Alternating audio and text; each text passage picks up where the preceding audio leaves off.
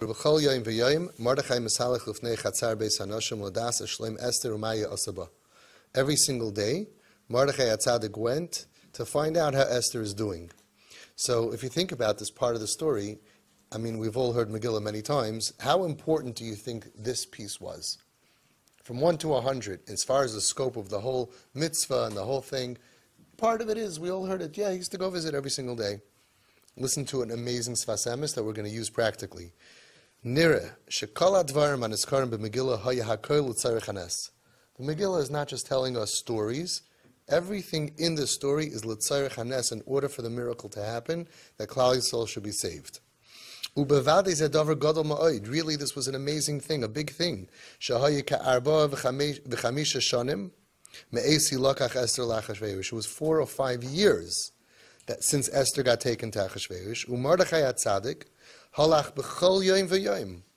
And Mordechai HaTzadik is the Gadol Adar, right? He went every single day liroi shloima to see how she's doing. Ba'avur ki hosi yisoima u'v'tzar hatfisa b'beis hanachri. She was stuck in jail, right, by the Beis Hanachri. She's in jail. And he went, a busy guy, head of Klal Yisrael, took off of his life, b'chol yom v'yom, 4 to 5 years. He didn't miss a day to see how this little Yisayim is doing, how this Beis Yaakov girl is doing. Uv'schuz zeh zachal hanes. Chidush nifla from the Sfas Emes. This is the miracle. It means the whole Klal Yisrael would have been killed.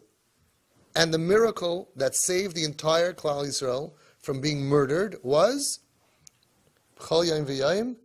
Mordechai HaTzadik goes. I mean, it's amazing. It takes something that we think has very little significance. Turns out, it's the entire nes. Uv'schuz zeh zachal hanes. She'al yedei she'b'chol yom v'yom hayem misalech zachal zeh l'natzeach es haman harasha.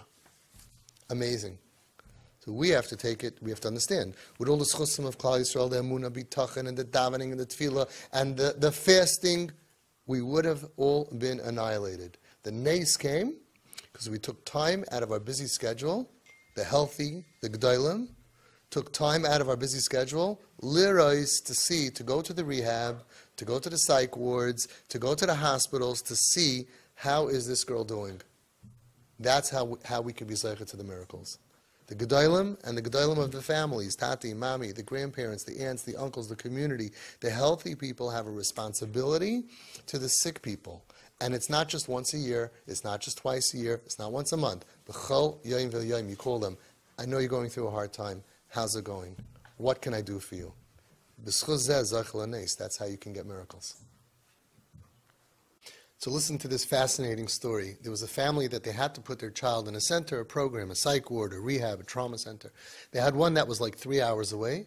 That was much better, state-of-the-art. It was more modern and looked nicer, was newer.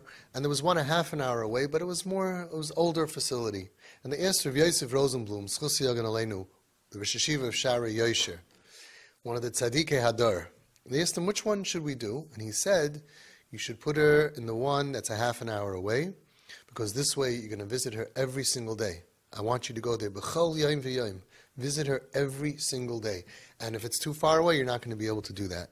And the Taka did that, and they did it b'chol yom v'yom. Whatever they lost out on it being not so modern, it didn't matter, because she had the love and care of her tati and her mami. B'chol yom v'yom.